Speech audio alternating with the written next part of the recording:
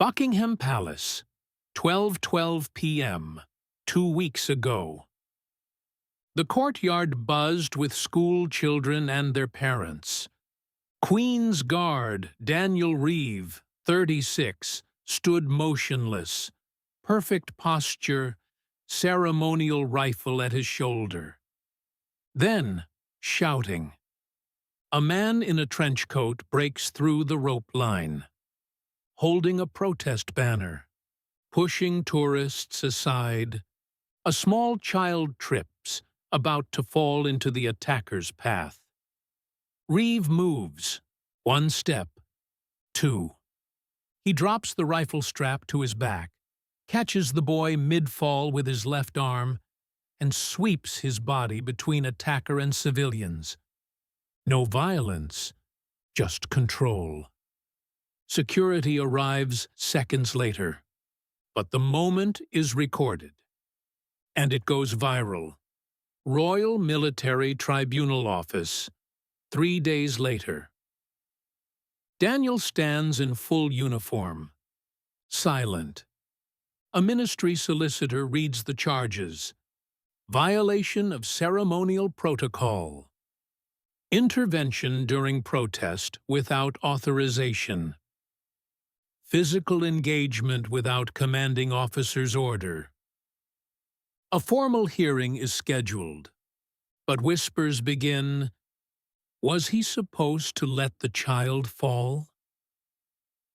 What do we protect, the uniform or the people? News outlets erupt. Public support floods in.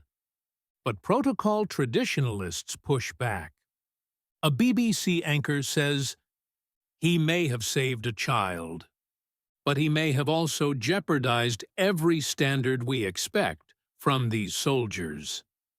Royal Military Tribunal Hall, Westminster, present day. Marble floors, cold light. The judge presiding, Sir Malcolm Hewitt, 62. Traditionalist. Stern. Known for disdain toward ceremony turned political. Daniel stands alone. No attorney. No speaking. He is allowed to answer, but chooses silence. Sir Malcolm Hewitt sits elevated, expression frozen in skeptical stone. This tribunal will determine whether the accused has undermined his uniform, his post, and the discipline of the crown. Daniel Reeve stands below. Back straight, eyes forward, still silent. The ministry's prosecutor, Angela Moorcroft, rises. No one questions the guard's intention. But if one man breaks protocol based on instinct, what prevents the rest from acting on impulse? The guard line is sacred because it never reacts. She looks directly at Daniel. Until now. Major Tarrant, Reeve's former commanding officer, testifies. Daniel's record is spotless. 14 years of exemplary service. Decorated twice during active duty before transferring to ceremonial division. Moorcroft counters, Major, did you authorize authorize him to engage physically with civilians while in ceremonial post? No. Did he break formation? Yes. Then this tribunal doesn't question his character, only his choice. Desert, gunfire, dust everywhere. Young Daniel Reeve, helmet crooked, pulls a wounded corporal behind a burned-out truck. A boy, maybe 8 years old, stands in the street, confused, barefoot. Reeve looks at him, freezes, but the boy walks into fire and disappears. He still hears the scream, Daniel's hands twitch slightly behind his back. He remembers, but he does not speak. News segments show split opinions. A hero. A rogue. The child was unharmed. Should the guard really be punished? In cafes, pubs, forums, the debate rages. Stand with Reeve trends on social media. But inside the tribunal, none of it matters. Sir Malcolm leans forward. Sergeant Reeve, you are permitted to explain yourself. Even one sentence could provide context. Silence. Are you refusing to speak? No response. Is it because you think the people already judged you a hero? Stillness. Or because you think this courtroom doesn't deserve an answer? Nothing. The door opens at the rear. A small woman walks in, holding a boy's hand. Gasps from a few in the audience. The child, Daniel saved. The mother takes the stand as surprise witness.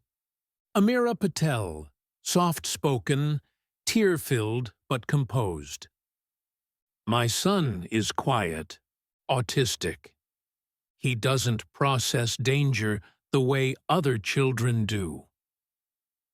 He was startled by the noise. He tripped. No one saw except the guard. I saw the footage later. That man didn't move out of pride. He moved out of instinct. The same instinct that likely saved my son's skull from the pavement. She looks at Daniel. He doesn't move, but she smiles anyway. Moorcroft frowns. Madam Patel, do you believe the guard should go unpunished? She looks directly at the judge. I believe, if we punish silence, we kill the kind of courage this uniform is supposed to represent. My son sleeps peacefully because a soldier chose not to. Moorcroft rises again. Voice sharper. Sergeant Reeve, you continue to stand silent. Are you making a statement with that silence? Still nothing. Do you believe you're above accountability? Reeve looks at her, just once, a brief flicker, but a statement in itself. Sir Malcolm slams his gavel. The accused will answer. This courtroom is not a monument. Daniel's memory fractures. 3 years ago, his brother's funeral. Another military man. The priest speaks too long. The coffin lowers. Nobody speaks, except Daniel. Internally. We say more by how we stand than what we say. He never told anyone that, but it returns now. 2012. A royal inspection of the guard. Queen Elizabeth stops in front of Daniel's post. She says something soft, almost whispered. Stillness isn't silence. It's choice. She smiles, knowing he won't respond. But he never forgot it. Judge Hewitt leans forward. You hold this courtroom in contempt by refusing to speak. Suddenly, Daniel steps forward. The courtroom stills. He raises his hand to his chest. Not a salute, but something older. An instinct from the field. And for the first time in the trial, he speaks.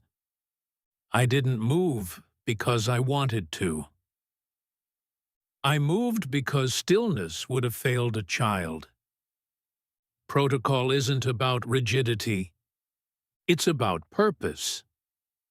And if that uniform means anything, it's to stand for the people, not just in front of them. Silence. Even Moorcroft doesn't speak. The judges exit for deliberation. 15 long minutes. Everyone whispers. Some cry. Daniel stands again. Not out of duty, but because he doesn't know how else to carry the weight. Doors open. Sir Malcolm returns. Face unreadable. He clears his throat, and the judgment is about to be spoken. The wooden doors creak as the tribunal returns.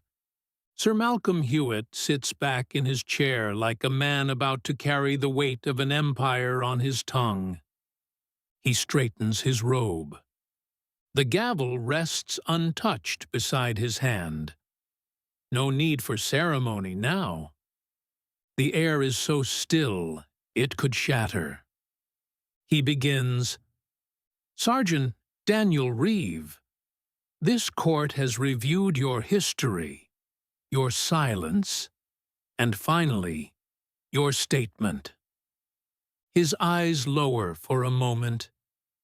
"In your silence, we found arrogance, but in your words, truth." The guard does not move without cause, and when you did, you reminded us what the uniform represents. He looks up again. "This tribunal finds you not in violation of dishonor, but in violation of stagnation."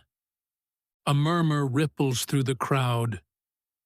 "Charges are dismissed."